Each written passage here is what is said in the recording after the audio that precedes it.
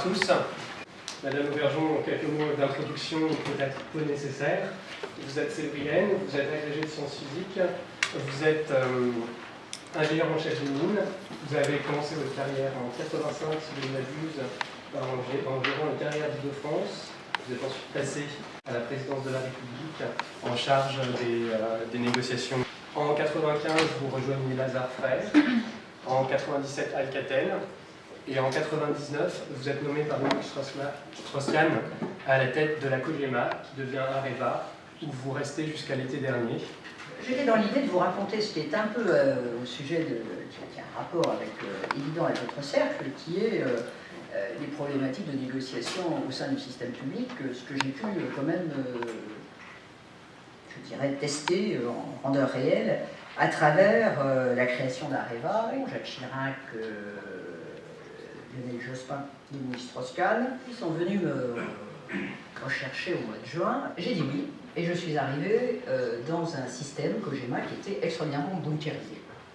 C'est-à-dire qu'on était dans un monde où effectivement il y avait une direction de la communication, il devait y avoir une quarantaine de personnes, mais on ne répondait pas, enfin si on répondait à un journaliste à la question qu'il posait, c'est qu'on connaissait qu'il y avait un problème.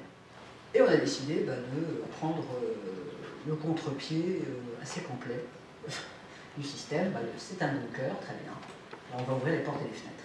On va installer des webcams à la Hague. J'ai rencontré Dominique Voynet. On s'est très bien entendu, c'est-à-dire qu'on a su très vite ensemble discerner, ce qui est quand même un sujet d'importance de la négociation publique, ce sur quoi on pouvait être d'accord et ce sur quoi on n'était pas d'accord.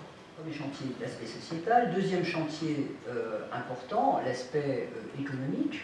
COGEMA était une société dont la profitabilité était faible et dont, comme d'ailleurs l'ensemble du secteur nucléaire, le chiffre d'affaires allait décroissant, ce qui n'est quand même pas très rassurant pour l'avenir. Troisième champ ouvert, COGEMA et Framatome avaient en commun une activité qui était le combustible nucléaire, donc ce qu'on met dans les centrales pour les faire fonctionner, qui était détenu grosso modo à 50-50 par les deux dans une cascade de holding très compliquée où chacun se tenait par la barre des chiens. Alcatel, je le disais tout à l'heure, cherchait à sortir de Framatome, on avait 44%. Pour vous donner une idée de la détestation des deux entreprises, moi, je venais du clan Alcatel. Donc, j'entendais le président de Framatome, qui dépendait d'Alcatel, entre autres, venir me raconter toutes les horreurs qu'il pensait de COGEMA. Et tout d'un coup, je deviens présidente de COGEMA. Et tout d'un coup, j'étais devenue horrible aussi. Comme j'étais le diable, donc je voulais aller jusqu'au bout, on a dit, voilà, on pourrait devenir actionnaire de Framatome, et oui, moi j'accepterais d'être actionnaire minoritaire. Alors ça, c'est la grosse différence avec mon prédécesseur, qui disait actionnaire majoritaire ou bien. Moi, je me suis dit, il faut mettre bien la poste. C'était en décembre 1999. On a réussi à boucler le fait que les 50-50 de Framatome et COGEMA sur le combustible basculaient sur Framatome, que donc COGEMA prenait une participation, faisait une soupe supplémentaire qui permettait de sortir une partie l'Alcatel, et que donc on prenait 34%. Et donc 6 mois extraordinairement intenses sur tous les sujets, et je pense que d'ailleurs c'est comme ça qu'on peut entamer les choses. Alors comme toujours, quand on gagne un premier combat difficile, vous avez l'effet retour. Alors l'effet retour, ça a été que Framatome s'est dit oulala, catastrophe, il faut sortir des griffes de l'affreux COGEMA. Et donc, nous on va s'inventer un autre destin. Parce que Framatome se disait, le nucléaire va passer quand même, on parlait d'hiver nucléaire, passer une période un peu difficile, etc. Il faudrait qu'on ait une autre activité. Et donc, Framatome avait acheté des entreprises de connectiques qu'ils avaient accumulées. Et alors, l'idée qu'ils avaient pour échapper à COGEMA, c'était de dire, finalement, on ne va plus s'appeler Framatome, on va s'appeler Framatic. Framatic, l'entreprise de connectique. On va dire que le nucléaire, c'est un petit truc dans un coin. Et puis on va se coter en bourse. On va s'appeler Framatic, on privatise, on prend sur le marché, c'est génial. Et je dirais que c'est grâce à ça qu'on a totalement accéléré sur l'autre projet. Donc j'avais depuis un certain temps, donc, je me disais qu'il allait falloir le faire après les 34%, on allait faire des étapes. On a regardé comment. Pourquoi? Parce qu'entre Cogema et Framatome, il y avait une complémentarité parfaite. Cogema, c'était le cycle du combustible, la mine d'uranium plus le recyclage. Framatome, c'était les réacteurs et le combustible. Donc, vous ajoutiez l'un et l'autre, vous aviez tout ce dont a besoin l'électricien pour faire du nucléaire. Donc vous vous dites, mais pourquoi on se bat depuis des années? Pourquoi est-ce qu'on se crée des problèmes alors qu'on est aussi complémentaires?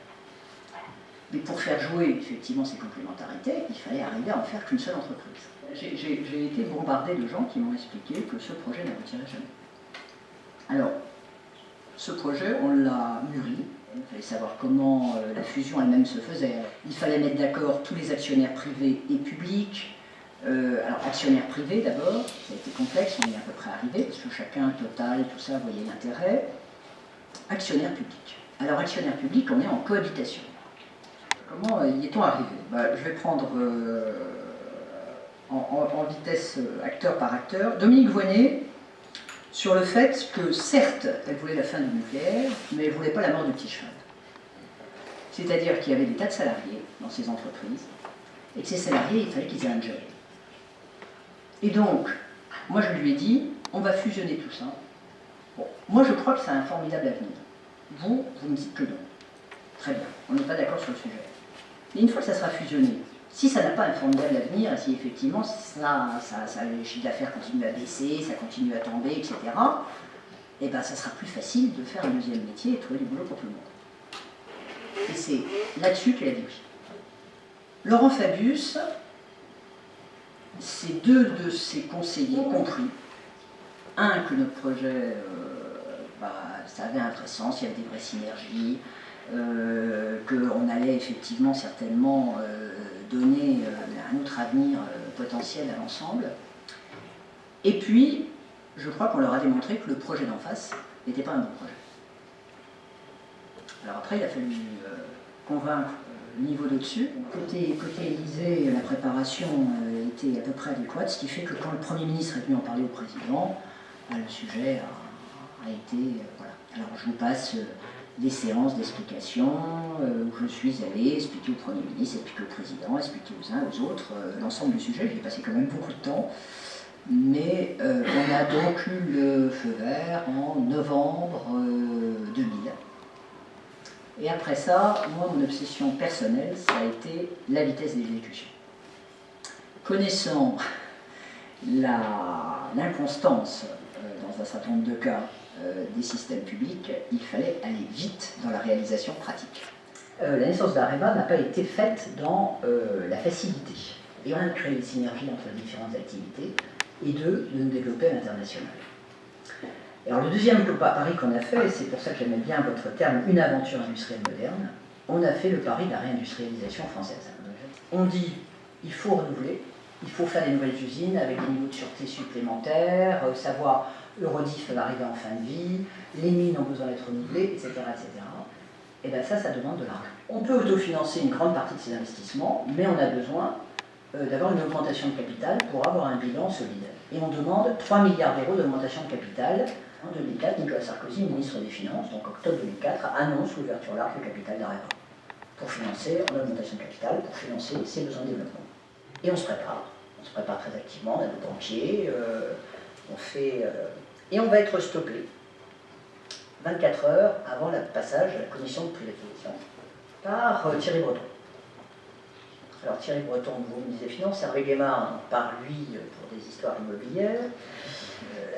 Arrive Thierry Breton, je me dis bon, alors là, donne-moi 10 raisons pour ouvrir le capital d'Areva. Alors 1, 2, 3, 4, ça j'arrive assez bien, 5, 6, 7, bon. Alors j'ai faibli, je pense, vers 6, 7, manque d'imagination, bon. Et alors après, il a raconté en tout Paris. Mais je lui ai demandé 10 raisons, elle n'était même pas capable de les donner. Enfin, c'est incroyable. Donc la négociation publique est parfois étrange. Bref, donc Dominique de Villepin, une heure après, annonçait que sous son gouvernement, on n'ouvrirait pas capital d'Areva. Sous son gouvernement. Bon, je dois dire que j'ai passé quand même un certain temps là à me dire, mais qu'est-ce que je fais dans cette guerre? Donc j'ai décidé de jouer le jeu et je suis renouvelé en 2006, mais bon, je me dis 2006-2007. Alors je connaissais Nicolas Sarkozy, enfin, t'es fait pour la politique. C'est la seule vie possible, c'est le seul truc marrant. Non, non, merci. Moi, Areva, ouverture capitale, investissement. Ah, mais attends, t'as un boulevard de l'emploi, tu te rends pas compte, enfin, t'es faite pour ça, c'est du gâchis. Or, pour un politique, quand on dit non, c'est juste la façon de faire monter les enchères. Donc, ça a été non, et alors je dois dire qu'après, ça a été l'enfer. En plus, ils voulaient resaucissonner Areva, c'est-à-dire, oui, on prend des morceaux, on prend pas tous les morceaux, alors l'aval, peut-être que l'État ne voudra pas que l'aval parte, alors on laissera l'aval au CEA, et puis on fera... Oh là là là là, donc le modèle intégré là-dedans disparaissait au passage. Donc on s'est retrouvé avec plusieurs idées assez étonnantes d'un point de vue marketing. La première, c'est que EDF devait vendre le nucléaire. C'était plus Areva de le faire, aux autres électriciens mondiaux, c'était à EDF. Donc, saucissonnage d'Areva, un marketing où on va faire vendre à un électricien, à ses concurrents, le nucléaire. On va vendre du nucléaire bas de gamme, le reste pour protéger le système. Et puis, en parallèle, un ras-le-bol parfois quand même assez gigantesque de ces changements à vue du système public. Voilà. Alors je voudrais vous dire que je suis parti donc, le 30 juin non renouvelé. Merci madame pour ce voyage, cette aventure industrielle française. Si vous avez le temps de rester pour discuter un peu avec la salle. La distribution et la production d'énergie actuellement extrêmement centralisée. D'autres modèles décentralisés avec une production beaucoup plus petite et beaucoup plus proche de l'utilisateur pourraient prendre une part importante. Tout le système dans lequel on est depuis 150 ans, qui est fondé sur les fossiles, n'est pas durable. Alors, les fossiles vont continuer, mais parier uniquement sur les fossiles comme on le fait aujourd'hui, c'est pas durable. Alors, les experts sont à peu près d'accord, il va falloir grosso modo doubler la production à venir d'électricité. En même temps, il va falloir faire 2 fois moins de CO2, parce que là c'est le changement climatique. Et si on veut un monde globalement vivable, on est 7 milliards d'individus sur cette planète, on va être 8,5 à 9 en 2050, il vaudrait mieux qu'il y ait le maximum de gens qui ont quand même accès à l'électricité. Et qui va devoir se faire par l'efficacité énergétique. Premier point. Il va falloir effectivement être efficiency. La deuxième dimension, ça va être faire plus d'énergie qui ne font pas de CO2. Nucléaire et renouvelable, ça n'a pas été inventé pour ça, mais c'est comme ça. Et puis le troisième, il va falloir continuer à être vachement innovant. Et je pense qu'il y a des facteurs d'innovation très importants. Alors, l'innovation géniale dans l'électricité, ça serait le stockage. Celui qui arrive à inventer du stockage d'électricité économique, c'est le jackpot. Aujourd'hui, l'électricité, comme on ne sait pas la stocker, ça veut dire qu'il faut l'acheminer tout de suite. Et l'acheminer, ça s'appelle des lignes à haute tension. Et qui veut des lignes à haute tension aujourd'hui? Personne. La dispersion, oui, mais alors ça suppose le stockage. Merci. On a vu dans votre parcours que vous aviez dû beaucoup négocier, fédérer des énergies pour les rattacher à vos idées, trouver des consensus. Quelles qualités humaines vous identifiez qui vous ont permis de réussir dans ces entreprises et dans quel état d'esprit vous abordiez ces négociations? Alors j'ai eu l'occasion de faire des négociations dans des mondes très différents, négociations internationales, j'ai participé à des négociations de la IBRD, une nouvelle banque, j'ai fait des choses très négociations de MNE, négociations agricoles, d'abord il faut très bien connaître son dossier. De toute façon tout commence par le travail. Il faut comprendre les positions des autres et essayer de trouver aussi quels pourraient être les compromis qui ne changent pas vos positions. Il faut pas mal d'empathie. Et puis, alors ça, j'ai appris ça avec François Mitterrand. J'ai appris 2 choses avec François Mitterrand. La première, c'est la valeur du temps. C'est-à-dire, il y a des choses que vous pouvez obtenir à un moment donné et que vous ne pouvez pas obtenir à un autre moment. Et puis, l'autre sujet, c'est qu'on ne peut pas être contre tout le temps sur tous les sujets. Voilà, sinon après une négociation, c'est comme tout le monde, c'est la piscine, on se lance dedans. De toute façon, on négocie depuis tout petit, l'heure du coucher.